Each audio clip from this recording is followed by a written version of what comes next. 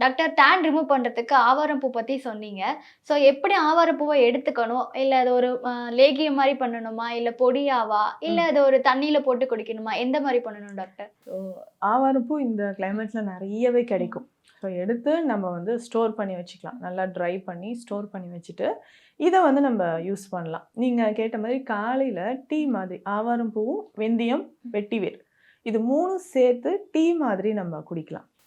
ரெகுலரா இப்ப sugar patients இருப்பாங்க. ம். இல்லங்க எனக்கு வந்து பிரஷர் ரொம்ப அதிகமா இருக்கு அப்படின்னு சொல்றவங்க இருப்பாங்க. ஸோ இந்த சம்மர் டைம்ல எனக்கு வெயில் போனாலே அந்த வெக்கையிலே தல சுத்தல் வந்துருதுங்க அப்படின்னு ஆமா. சொல்லுவாங்க. ஸோ அந்த எலக்ட்ரோலைட் இம்பேலன்ஸா இருக்குன்னா, அத பேலன்ஸ் பண்றதுக்கும் இந்த டீ நம்ம எடுத்துக்கலாம். அப்ப ஆவாரம் பூ, வெந்தயம், வெட்டிவேர் இது 3மே நம்ம ஜ லைட்டா ஃப்ரை பண்ணிட்டு, பவுடர் பண்ணிட்டு, இத டீ மாதிரி காலையில எம்ப்டி ஸ்டொமக்ல குடிக்கலாம். அது நீங்க கேட்ட மாதிரி இந்த டேன் ரிமூவ் பண்றதுக்கு பிளெயின் ஆவாரம் பூ பொடியே இருக்கு. ம். இதனோட சிம்பிளா கஸ்தூரி மஞ்சள் சேர்த்து ஃபேஸ்ல அப்ளை பண்ணிக்கலாம். இப்போ வெளியில போயிட்டு வரோம்னு வச்சுக்கோங்க. ம்.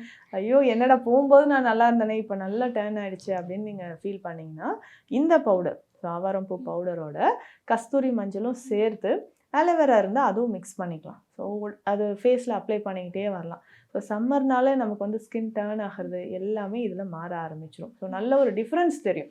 அதே மாதிரி ஆவாரம் பூ இன்டேக் நம்ம உள்ளுக்கு குடிக்க குடிக்க ஸ்கின்னுக்கு வந்து நல்ல ஒரு க்ளோவிங் வரும்.